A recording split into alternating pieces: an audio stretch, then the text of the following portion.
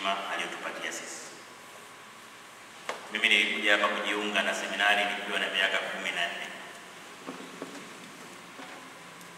Na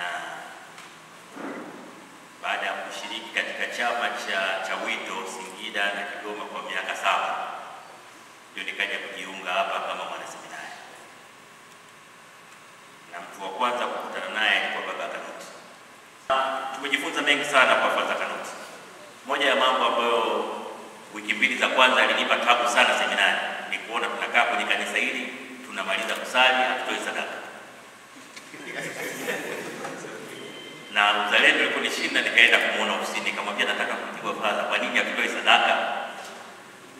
Akaniambia ni kwa sababu nyinyi na sisi ndio tumejitoa kwa sadaka, sisi wenyewe ndio sadaka. Kwa wakati natoka seminari, moja ya jambo liliniuma ni kutokuwa sadaka tena. Kama kuna kitu tulijifunza kwa Father, nidhamu na uwajibikaji.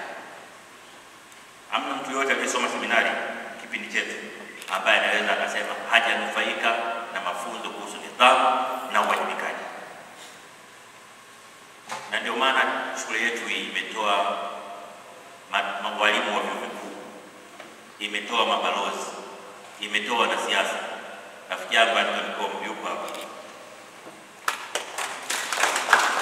Kila aina ya watu muhimu wametoka kwenye shule. Ni kwa sababu ya malezi ya baba yetu Kanuti Shirima. Na Mheshimiwa Rais akaniambia kwa hayo uliyoyasema, basi waambie Uhuru Seminari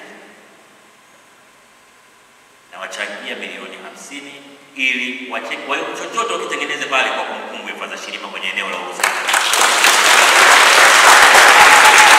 Padre Kanuti Shirima alizaliwa tarehe 31 ya mwezi wa 5 mwaka 1949 Marangu Olele, mkoani Kilimanjaro, kwa familia ya Baba Athanasi Makundi na mama yetu Yulita Shirima, akiwa ni mtoto wa pili kati ya watoto 10 kuzaliwa. Hakuwa na historia ya kuugua na kulazwa hospitalini.